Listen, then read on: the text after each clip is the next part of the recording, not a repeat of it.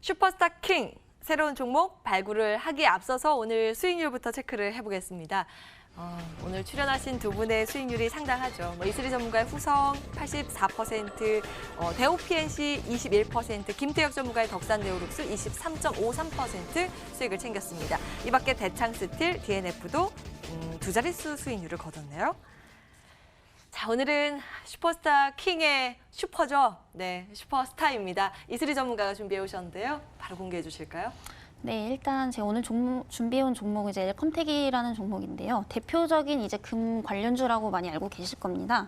현재 지금 증시 기강이 흔들리면서 투자자들은 안전자산으로 당연히 이동할 수밖에 없게 되는데요. 당연히 그에 따른 수급도 같이 옮겨갈 수밖에 없다고 생각이 됩니다. 최근 안전자산 선호 심리가 더욱더 이제 짙어지면서 정기예금이라든지 금 쪽으로 시중 자금이 쏠리고 있는 상황인데요.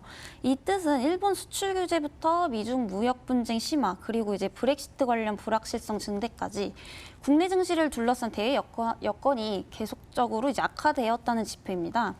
지금 한국은행에 따르면 7월 말 기준 은행권 정기예금 규모는 712조로 지난달보다 10조 7천억 원이 가량 이제 증가를 했습니다.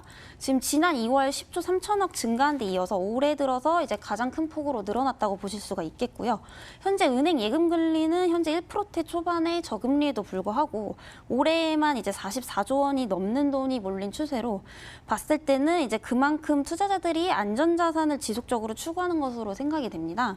대표적인 지금 안전자산인 금에 대한 수요도 지금 만만치가 않은 추세인데요. 현재 금값은 한두 달 사이에 고공진행하고 있는 추세로서 그만큼 글로벌 증시가 안전하지 않다라는 지표 중에 하나라고 보았을 때는 장기적이진 않지만 단기적으로는 상당히 흔들릴 가능성이 충분하다, 이렇게 보고 있습니다. 그만큼 당연히 한 차례의 상승 가능성이 더 남았다고 보았을 때는 장기 투자 관점이라기보다는 현재 시장 흐름에 맞는 단기성 종목군으로 접근을 하시는 게 가장 좋겠고요.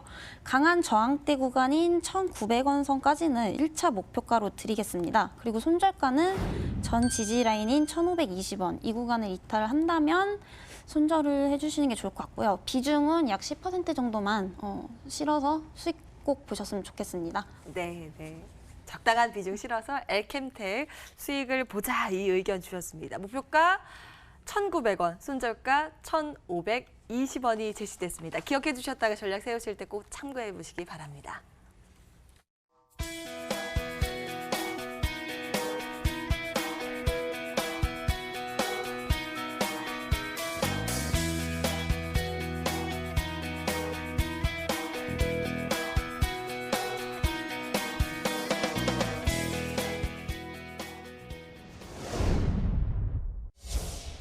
네, 오장 마팡 전략 세워보도록 하겠습니다. 양 지수, 특히 코스닥 지수가 낙폭을 확대하면서 지금 3%대의 조정을 받고 있는 모습입니다.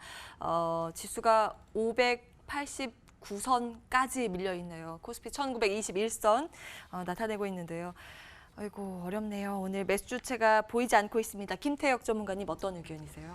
자, 일단 지금 상황에서는 이제 어느 정도 단기 차익 실현 구간이 나왔던 부분이기 때문에, 그리고 지수가 3% 떨어졌다는 거는 개인이 아니라 이제 외국인 기관 투자자분들이 어느 정도 계속해서 많이 빠져나가고 있는 흐름입니다. 이런 시장에서 어느 정도 큰 폭으로 이제 자금이 빠져나갔다는 건 되게 의미가 큰데, 지금 상황으로서는 이제 단기적으로 차익 실현 구간이 나왔고, 그런 흐름을 보기 위해서는 이제 좀 추가적으로 하락이 나오고 있는 흐름이기 때문에 현재 구간에서는 어느 정도 현금화 전략을 말씀을 드리면서 바닥이 다시 나왔을 때 단기적인 트레이딩 목적으로 접근해 보시는 게 좋으실 것 같고요. 중장기적으로 접근하시는 부분들은 어느 정도 시장이 안정권에 들어와야 됩니다. 그러기 위해서는 어느 정도 지금 바닥을 확인하러 가고 다시 한번 더 시차 지수가 상승을 하고 난 다음에, 그 다음에 박스권 자체를 형성했을 때, 박스권 돌파했을 때 그때 한번 노려보시는 게 가장 좋은 방법이라고 보고 있습니다. 네, 일단 소나기는 피하고 보자, 이런 관점이시네요. 단기 차익 실현 구간?